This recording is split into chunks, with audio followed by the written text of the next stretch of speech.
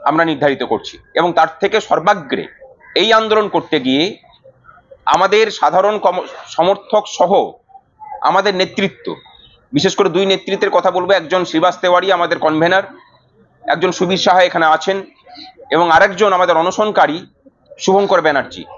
শুভঙ্করকে suspend করা হয়েছে বিনা কারণে, শ্রীবাস দাকে ডিটেলমেন্ট করা হয়েছে, সুবীর দাকে ডিটেলমেন্ট করে পাঠানো হয়েছে, একজনকে পেডংয়ে, একজনকে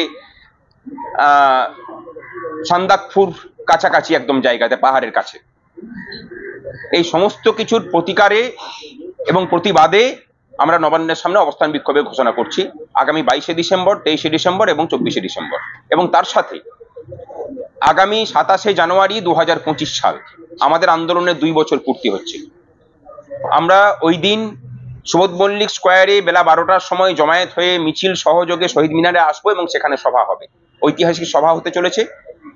এই প্রতিবাদ যদি কাজ না হয় তাহলে আরো বৃহত্তর কর্মসূচির আমরা ঘোষণা করছি, যেখানে সমাজের সর্বস্তরে মানুষকে নিয়ে কলকাতার চারিদিক থেকে ঘিরে কলকাতাকে অচল করার কাজ করতে সংগ্রামী যৌথ মঞ্চ পিছু পা হবে না।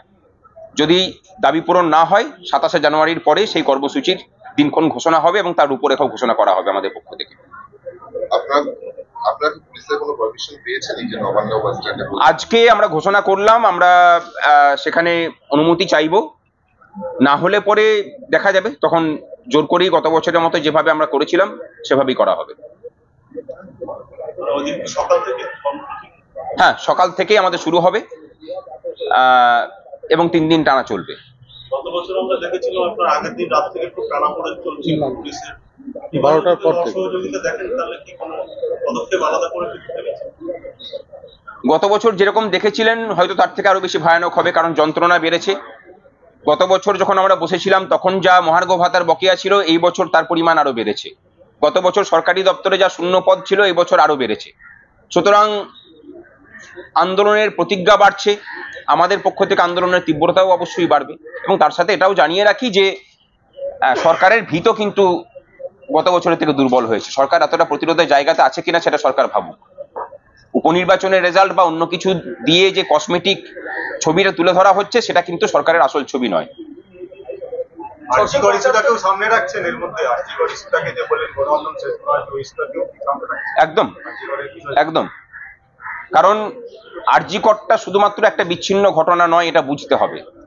পশ্চিমবঙ্গের সার্বিক নারী নির্যাতনের একটা ছবি হচ্ছে আরজিকরের যে নৃশংসতা তার মধ্যে দিয়ে ফুটে উঠেছে।